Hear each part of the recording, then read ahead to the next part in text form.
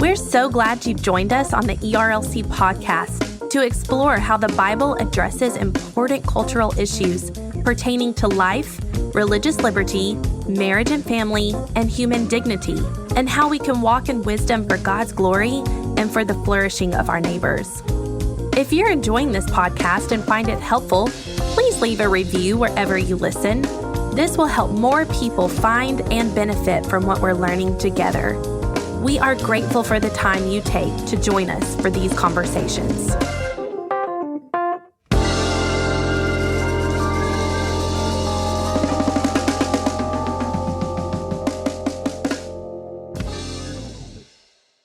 You're listening to the ERLC podcast. That's really only my ears I care about. Just talk into it. I'm talking into it. You're not really. Yes, Look at my mic like this. Yes, it's right here with me. Thank you. Just don't go, ha, ha, ha. Santa Claus was last month. Hello, and welcome back to this week's episode of the ERLC podcast, where each week we'll be talking about our work at the ERLC and focusing on what Christians should know about the things going on in the world. I'm Lindsay Nicolay, and with me this week on a week of technical difficulties on the front end is Brent Leatherwood. Yes, but thanks to our awesome audio engineer here, we've been able to cross those hurdles. Yes, let's give him a plug. Yes. Mark Owens of Owens Productions. Yes. With an S on the end. Yes, Owens. an S on the end, yes. Did you recognize that I used hurdles there? It's very Olympic in its theme.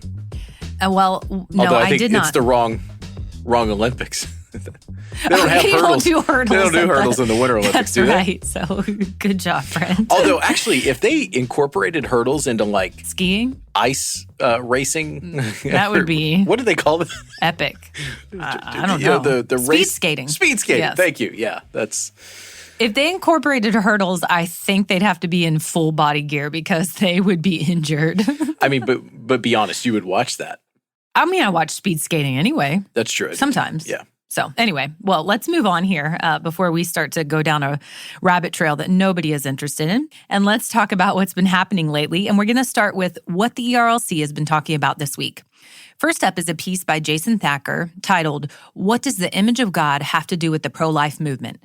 The Centrality of Human Dignity to Christian Ethics." Basically, that is a lot of words to say because everyone we know from God's word is created in God's image. We have an obligation to advocate for their dignity and to uphold that for every single person. And that's why this is not just an individual thing. This is a whole society thing. And that's why one of the areas we're so passionate about applying this is in the pro-life arena. So the March for Life is happening this week, which is tomorrow. We're recording this on Thursday. It's happening when this releases on Friday. And that is where believers will gather from all over to march on behalf of the dignity and the inherent worth and the value and the right to life of those preborn babies who are in the womb. And this started after the infamous and horrible decision of Roe v. Wade, where abortion was made the law of the land. So Jason just writes this article so that we can understand the foundation of why we advocate so strongly for these, especially these preborn lives. Yep. And I love the way you titled this, Lindsay, because you said, what does the image of God have to do with the pro-life movement? The centrality of human dignity to Christian ethics. And that is so true. Like I really feel like if we get our understanding of the Imago Dei and the implications it has for us as we go through this world, like it helps us get so many things right.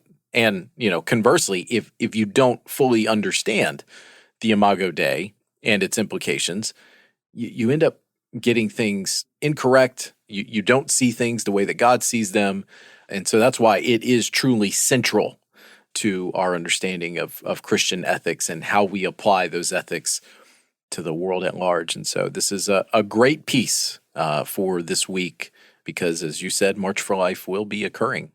That's right. And we pray that the Lord continues to use that march to elevate the voices of those who don't yet have a voice inside the womb. Next up is a piece by Daryl Crouch, and it's very much in the vein of human dignity, and it's titled 3 Ways to Elevate the Dignity of Senior Adults in Our Churches. Now, we know in our society that people's perceived worth is based on usefulness. And I say perceived worth because we know from what we just discussed about the Imago Dei being made in the image of God that we have an inherent worth that is always there, whether somebody recognizes it or not. But older adults have not been esteemed the way that they should in our society because as we get older, our abilities decline oftentimes. But the Bible tells us that gray hair is a crown of wisdom, and older people are esteemed throughout the Bible and respected. And as believers, we should lead the way in valuing, in embracing, in cherishing these older adults around us and in our churches. And so Daryl, who was a pastor for many years, now leads a nonprofit ministry, just gives us some practical ways that we can uphold the dignity of these precious saints in our churches. Well, and there truly is so much wisdom that can be tapped into when you simply inquire to older members of your congregations. And isn't it just so strange how we have completely done a 180 on this, and everything is about youth and vibrancy, and those things are fine. But as we have elevated those things, we have basically put on the back burner things like wisdom and understanding, and that's just so. Just as a culture, we lose so much when we do that, and I'm often reminded because in this, right, there should be a huge element of humility, which again, our culture has also seemingly tossed out the window. But we need to constantly remind ourselves, those of us who are on the younger end of the spectrum, we are not the ones that we've been waiting for as it relates to any question that our culture is wrestling with. And instead, we should look to learn from those who have gone before us and understand why they've made decisions the way that they have, why they found themselves in various situations, so that hopefully we can learn from them. Right. Well, and that reminded me when you were talking about that, our culture's obsession with youth, of this meme that I saw. I think it's called a meme. I can't keep those words straight. But so it had side-by-side characters from 2 TV shows. The first is Golden Girls, which, fast fact, Brent Leatherwood is a Golden Girls fan, which huge. I'm a Golden Girls fan too, but it's just weirder that you're a Golden Girls fan. But I'm glad that you are. Because, speaking of age, I grew up watching it with my mama and papa. Yeah, the jokes flew all over my head, but I knew it was a bunch of old ladies who lived in Florida. But get this. So those characters were set next to the characters of the new Sex and the City reboot. So I am not promoting Sex and the City. I have not seen it. Don't plan to watch it. But this is just what the meme was. And it's important because it had the 3 characters. It's important because the characters in the actual ages of the actresses in Golden Girls were younger than the actual ages of the actresses in Sex and the City reboot. And if you look at them side by side, it is nutso. What? Yes. That can't be true. No, it's true. 53 to 54 were the ages of those actresses. Sophia, who is the grandma, she's not really as old as they made her look. Yeah, she was actually one of the youngest. The actresses in the Sex and the City reboot are 54 to 55. So it's not a big difference, but still, if you look at them side by side, the Golden Girls actresses had the typical, what you would think of grandma hairdo, the curly short hair, which is exactly what my grandma had. And then Sarah Jessica Parker, of course, still trying to look like she's in her 20s. Still trying to look like she's in her 20s. Yeah. So I might link to that. It is crazy. So anyway, that just proves our culture has an obsession with youth. And listen, senior adults are not perfect, but like you said, they do have wisdom and we are called to value them. And then finally, Alex Ward has an article titled, When Genetic Testing Goes Wrong, reporting from the New York Times reveals some prenatal test results have high level of inaccuracy. So Alex points out in this that these genetic tests are morally neutral. And these are the tests that you get. You can get it early on, blood tests to find out the sex of your child early on. They screen for things like Down syndrome and other things. We opted not to do it. And this article really is why, well, we didn't know about the article, but is why I was uncomfortable with it. Because there was as much of a, I think, 85% level of inaccuracy for the results of some of these tests. It was not, Down syndrome was not one of them, but some other genetic tests that usually are not compatible. If you have these syndromes or diseases, they're usually not compatible with life. And the bad part about this is that people are choosing to abort based on these test results. And these test results are usually inaccurate. Now, it's terrible that people are choosing to abort. We are not for that. That's awful. But we live in a society that is an abortion culture. So if people think about a life with a child with some type of special need or disabilities, unfortunately and tragically, they oftentimes choose to abort. But they're aborting based on things that may not even happen. And so it's just important for Christians to be aware of this and Christians to think about how we are maybe supporting this larger culture if we choose to participate in these tests, which oftentimes the bottom line is money for these companies. Mm-hmm. So this story reminds me of our own experience when we had our first child. Meredith's doctor came to us and said, hey, you're at the stage now where you can take advantage of these prenatal testing. And I'm just letting you know that because that's a biological fact. He's like, but I know the two of you, and I would recommend you actually just don't do this. He's like, because I can tell y'all are pretty strong Christians and you kind of lean in to God in a whole lot of ways that I can see. And he's like, I just don't think that these tests will really be all that helpful for you all.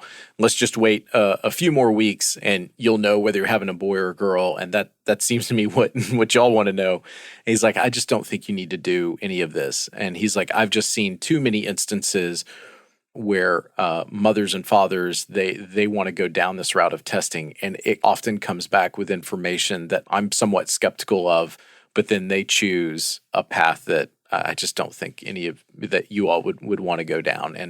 And I just, speaking of wisdom, this doctor was, close to retiring when we were utilizing him and working with him. And I was just so thankful for that. I was thankful for, obviously he recognized that about us, but I was really just thankful for that wisdom that he had, because he did tell us later when we were talking about this very thing, he's like, yeah, a lot of younger doctors, they actually kind of press these tests on their patients.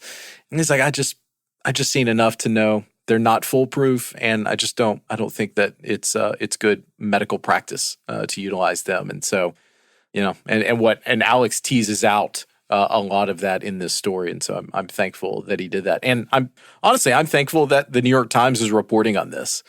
In this abortion minded culture that we're in, I think a lot of people that are on that side of the spectrum, like, New York Times, why are you talking about this? So what if somebody aborts a child?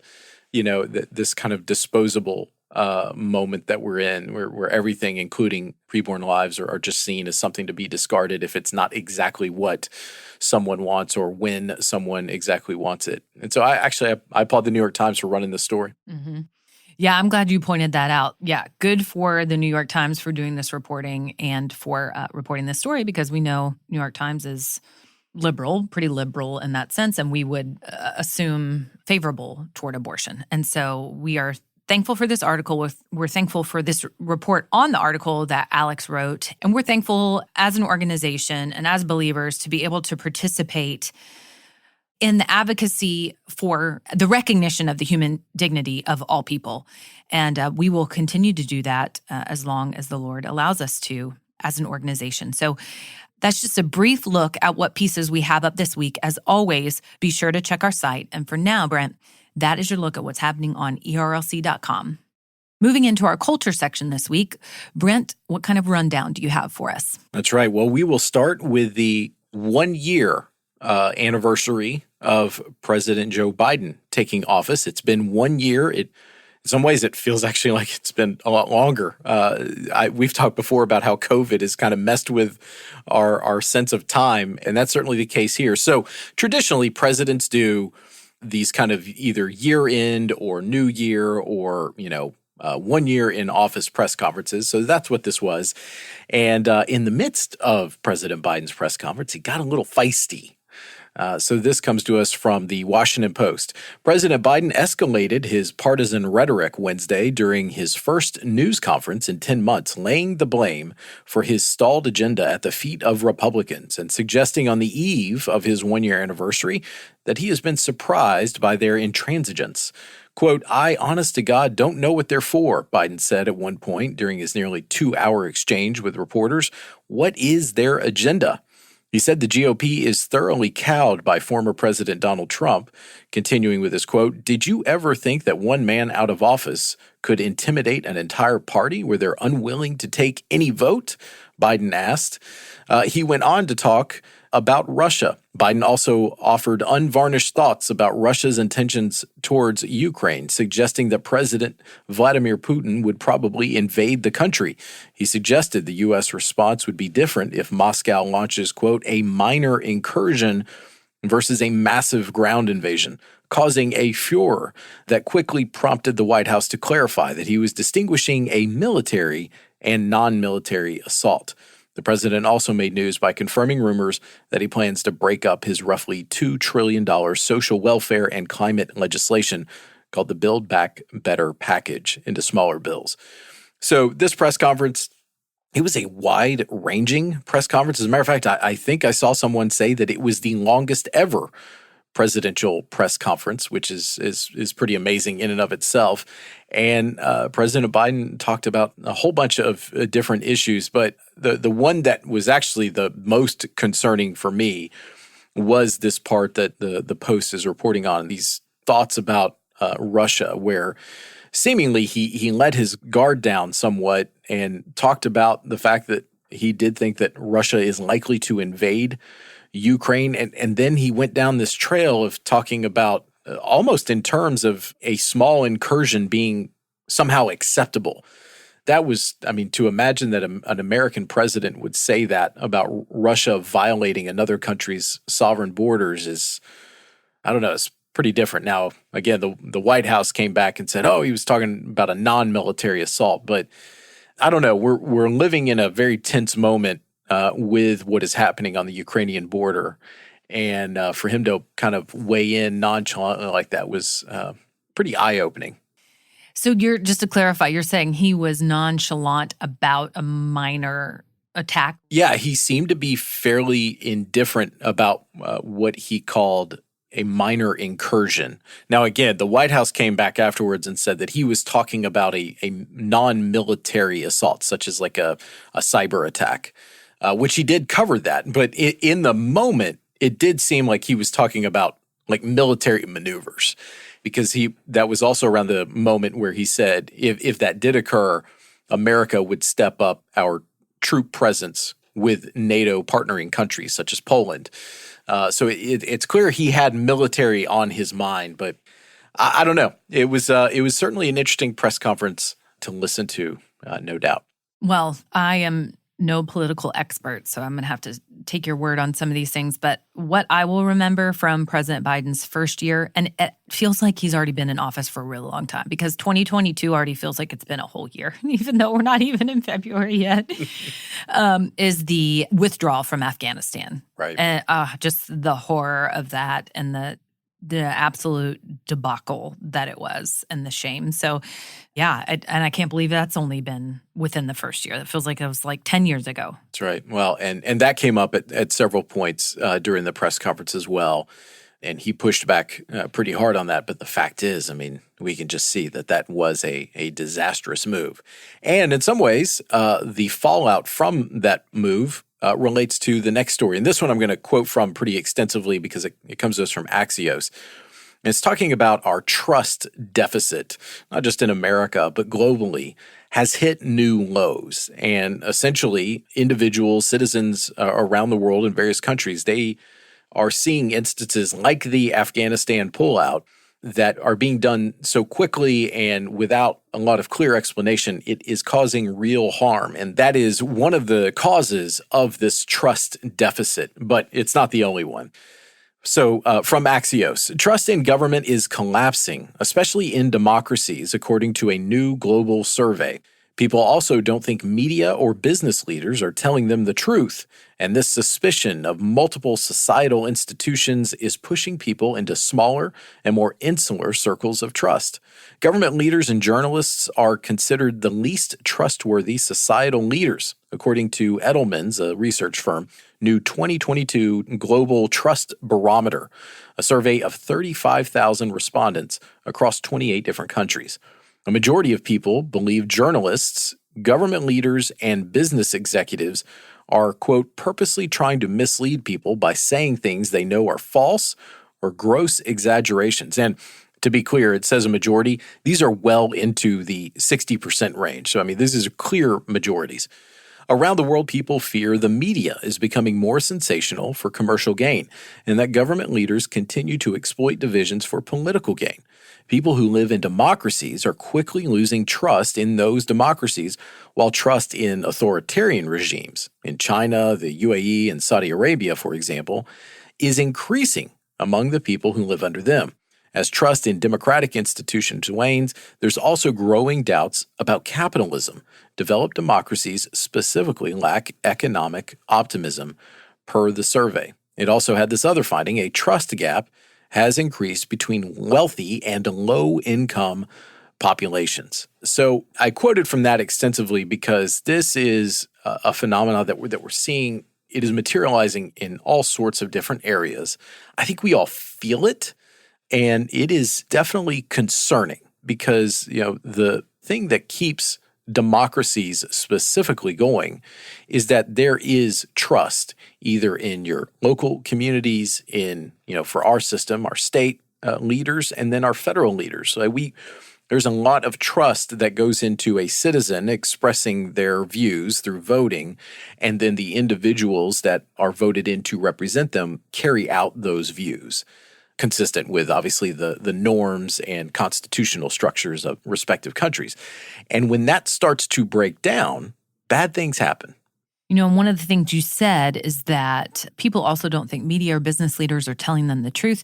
The suspicion is pushing people into smaller, more insular circles of trust.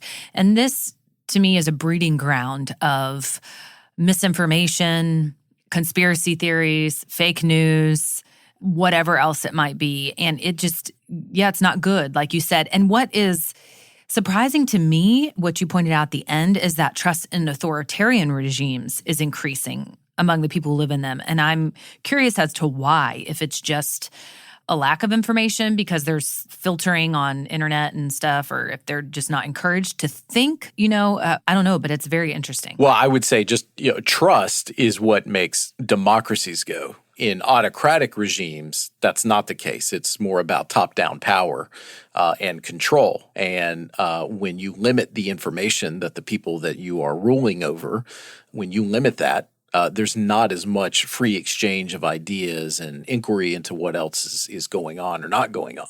But in democracies, which are, just by definition more transparent, that is where, some of this stuff can happen. And so as people get into these more and more insular circles of trust, as it talks about here, they can be preyed upon by harmful actors. And think about it, this plays out in our own lives in different ways. How many individuals do you know are more willing to trust some sort of anonymous person that they see on social media with information than they are a neighbor who's right next to them? We know of all kinds of pastors who are dealing with individuals in their church coming to them with information, and when they try and explain something to them, that person says, "Well, I just actually don't trust you. I don't think you know what you're talking about, Pastor." And they go away upset, even though they're the ones that came to the pastor. And so, that happens quite a bit in this time that we're living in.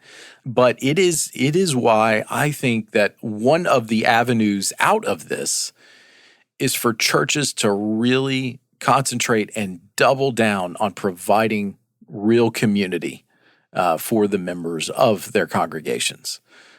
Church has got to be a place where we can all go with our different opinions, our perspectives, our viewpoints, our different kinds of brokenness, and come together and say, we're coming together to worship Jesus Christ.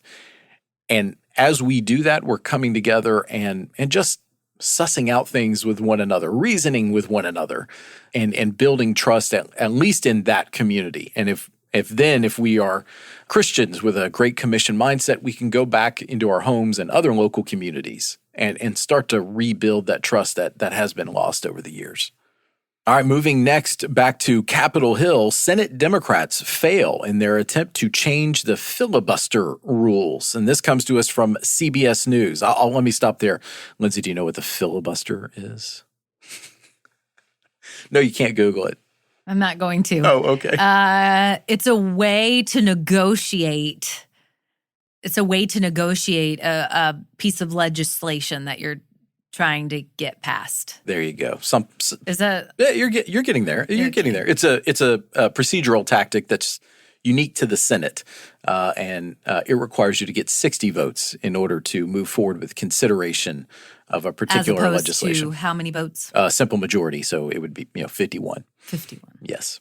So this comes to us from CBS News. Democrats failed to get 50 votes to change the Senate rules to move forward with the legislation with a simple majority. The legislation in question is legislation that Democrats are proposing that would, in many ways, federalize elections. In our system, the various states have control of the elections that occur within those state borders. This legislation is essentially trying to place some national standards on voting around the country.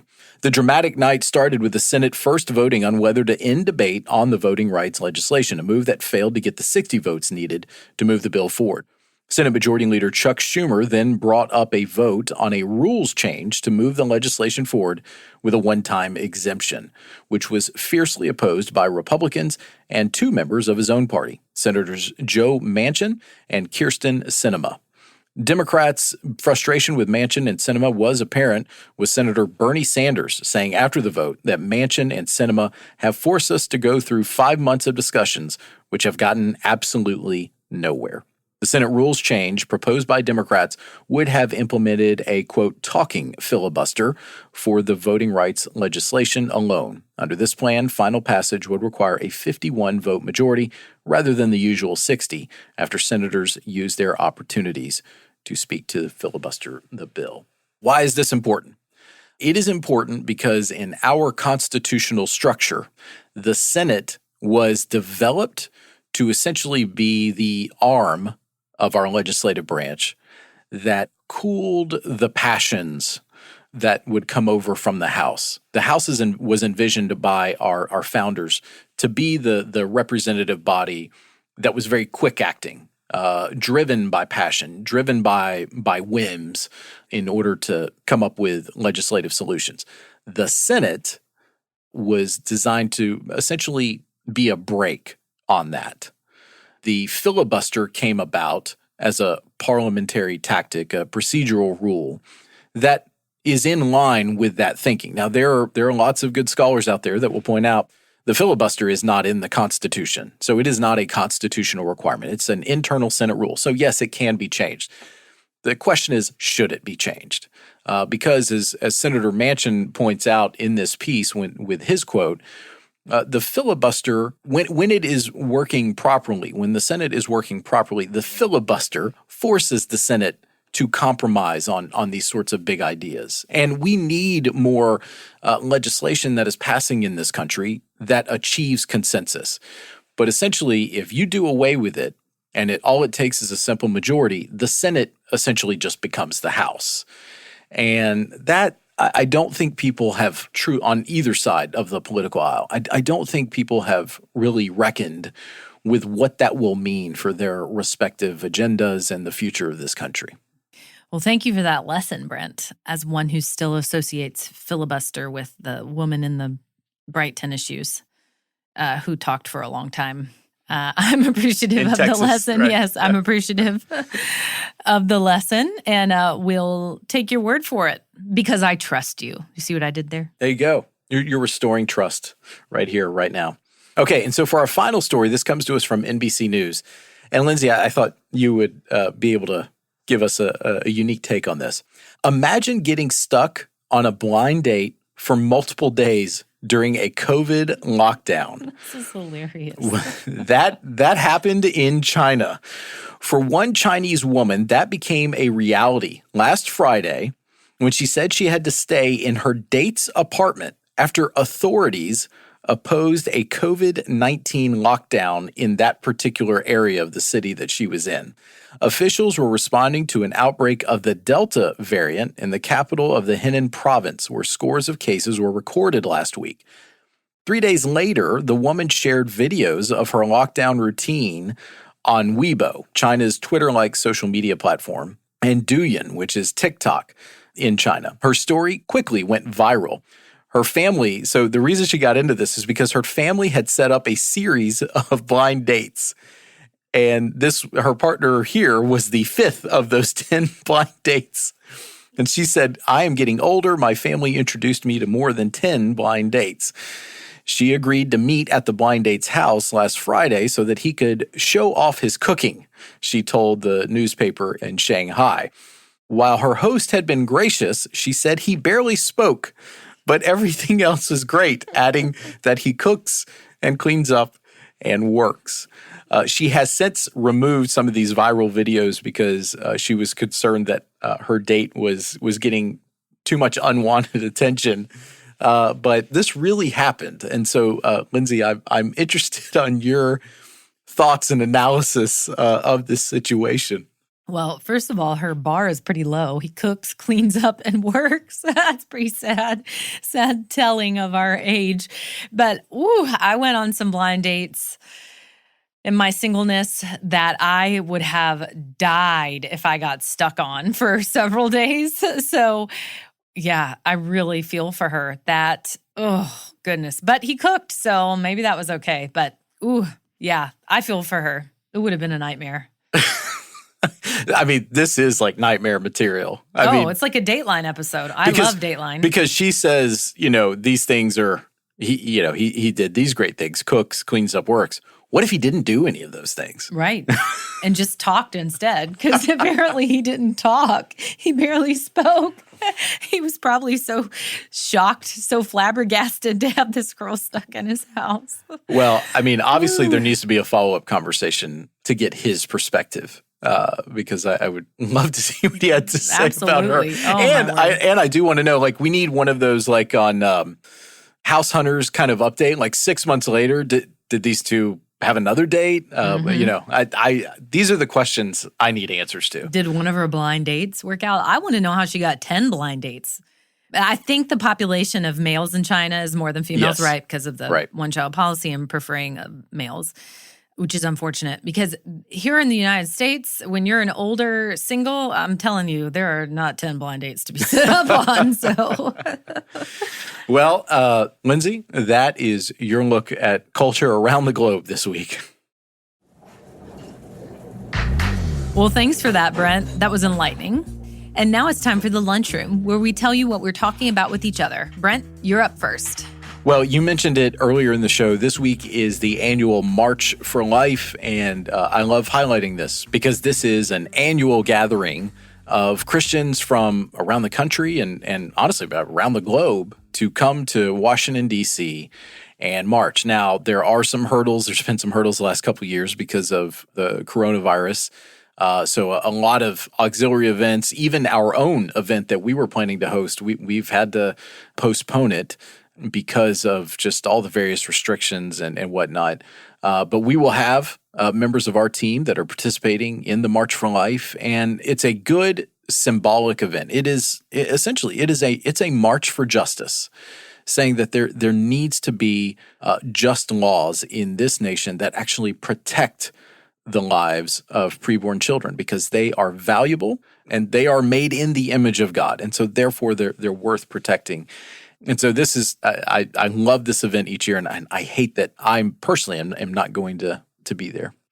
Yeah, it's pretty amazing to experience and be a part of. I had never been a part of something like that before, and it's powerful. It brings out all kinds of people. There's some more interesting than others. And so all kinds of people in the march and then all kinds of people opposed to the march.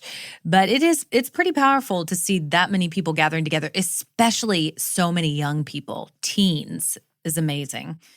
You talking about this throws me back. I don't think you were with us yet on the team when we, as an organization, when we were there for March for Life and when we did Evangelicals for Life, we got snowed in because there was a big snowstorm in DC. We got stuck in our hotel for several days. We had to we played games. We tried to have team building type stuff turn into a staff retreat. We had our own little church gathering. We had a name for it. And Dan Darling, when he was here, he led the music. Oh, wow. We had some special music as well. It was pretty crazy.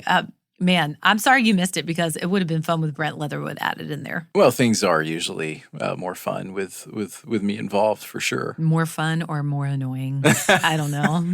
Parse your words. Only you get to say that. Well, thanks for highlighting the March for Life. I want to highlight an article by Christy Thornton, and she is at Southeastern Baptist Theological Seminary. And there has been some talk in the Twitter world about pronouns recently, in the midst of the sexual revolution and transgender revolution. It's not acceptable in our society to unashamedly use the pronouns he or she and mean he as a biological male and she as a biological female. Instead, the sexual revolutionaries prefer they, which has been a plural word. So, God refers to himself in his word as he, though God is not gendered. What are we to do with those pronouns? And so Christy writes an article titled, "They is not a pronoun for God." And then the subtitle is, "God doesn't have a gender, but his pronouns do." So it's helpful discussion for us as we live and wade through this culture that we find ourselves in, where this conversation will just continue about pronouns and gender will continue to happen. And so somebody's obviously going to ask us this question or try to prove us wrong. So it's good to be equipped in that way. And I'm thankful that Christianity Today published an article by Christy. Yeah, absolutely. It's a helpful resource. And look, there's a number of questions floating around families, churches, communities in general. And because we live in such confusing times, and a number of those questions revolve around individuals' sexual orientation or gender identity. And we have a biblical framework to be able to answer those questions. But sometimes those questions even get applied to God himself. And we know that God is unchanging. And we need to, as we answer those questions, we need to really help people understand that fact about our God. Yeah, and here's the blessing of living in the digital age is that we have access to all of these amazing resources. We have access to misinformation, but we also have access to helpful information, especially when it comes to understanding the Bible and understanding the God of the Bible. And so this is one way that we can take advantage of that access by reading this article. Absolutely. Just a reminder, you can find links to all the things we talked about today in the show notes. And if you like the podcast, please consider helping us spread the word by sharing the episode on social media or going into your favorite podcast app and leaving us a rating and review. The ERLC podcast is edited and mixed by Mark Owens of Owens Productions. It's produced by Brent Leatherwood and Lindsay Nicolay. And in addition to listening to the ERLC podcast, be sure to check out our other ERLC podcasts. The Digital Public Square airs every Monday, and its host is Jason Thacker, who is one of the leading voices on technology and ethics. And if you like staying informed about important policy issues that matter to Southern Baptists, Capitol Conversations is our podcast directly from Capitol Hill, which is hosted by our colleague, Chelsea Sobolik. Search for The Digital Public Square and Capitol Conversations wherever you listen to podcasts. Thanks again for listening, and we'll be back next week with more content.